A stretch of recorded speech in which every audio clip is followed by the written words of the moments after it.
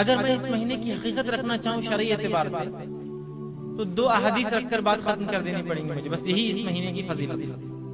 اور دونوں کی دونوں روایتیں اللہ کے رسول صلی اللہ علیہ وسلم سے جو ہے صحیح حدیث جو ہے صحیح مسلم کی روایتیں، اور اس حدیث میں آپ صلی اللہ علیہ وسلم نے بلکہ 2 مختلف حدیثوں میں آپ صلی اللہ علیہ وسلم نے اس مہینے کی فضیلت بیان کر۔ اگر اس مہینے کی فضیلت ہم سمجھ گئے تو میں سمجھتا ہوں ہمارے لیے کافی ہوں گا، لیکن فضیلت تو بہرحال بہت مختصر ہے، لیکن جو رسومات اور جو چیزیں ہو رہی ہے وہ اتنی کثیر تعداد میں ہے کہ ہم بھی کبھی کبھی مغالطے میں آ جاتے ہیں کہ ٹھیک ہے یہ 2 تو ہوں گی، ہو سکتا ہے اس کے علاوہ بھی ہو۔ تو اس مہینے کی جو 2 فضیلتیں آتی ہیں بہرحال آپ کے سامنے سب سے پہلے رکھ دیتا ہوں تاکہ حقیقت واضح ہو جائے، پھر اور رسومات جو ہوتے ہیں ان کا رد انشاءاللہ آپ کے سامنے رکھنے کی کوشش کروں گا۔ سب سے پہلی چیز تو یہ جو ہے اس مہینے کی حقیقت جو ہے،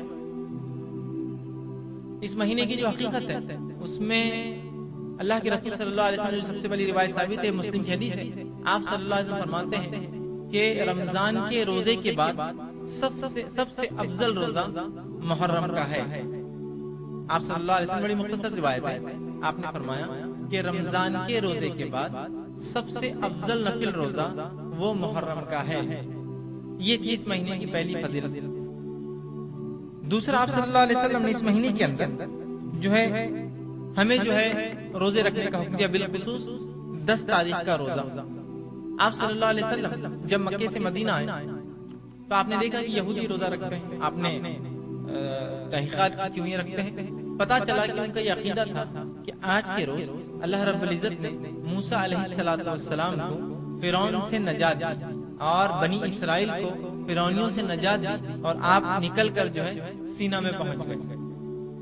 تو وہ لوگ اس کو عید کا دن مناتے تھے، آزادی کا دن مناتے تھے کہ وہ فرعون سے اور کفر سے آزاد ہوئے۔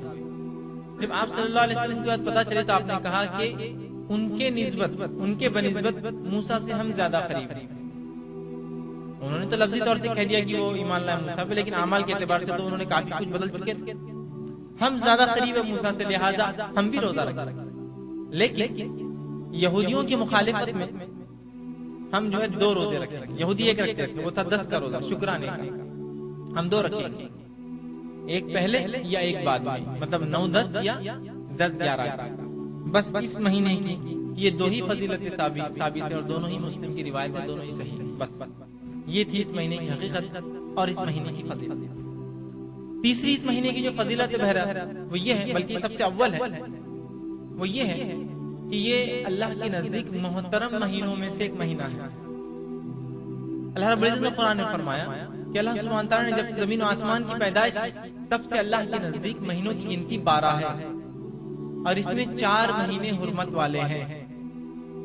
اللہ نے جب سے زمین و آسمان کی تخلیق کی، مہینوں کی گنتی اللہ کے پاس 10 پر 2 12 ہے، مطلب مہینوں میں آگے پیچھے کرنا یہ کفر ہے، تو اللہ کے نزدیک گنتی 12 ہے، اور ان 12 میں 4 مہینے محترم ہیں، 3 متواتر ایک کے بعد ایک آتے ہیں، ایک الگ سے آتا ہے۔ 3 کون کون سے آتے ہیں؟ ذی القعدہ، ذی الحجہ، محرم، تینوں ایک کے بعد ایک، اور ایک جو آتا ہے وہ آتا ہے رجب۔ یہ 4 مہینے جو ہے یہ محترم ہے اللہ کے نزدیک آتے ہیں۔ سال کی گنتی کے اعتبار سے چلے تو محرم، رجب، ذی القعدہ، ذی الحجہ، تو یہ 4 مہینے محترم اللہ کے نزدیک، جس میں سے ایک محرم ہے۔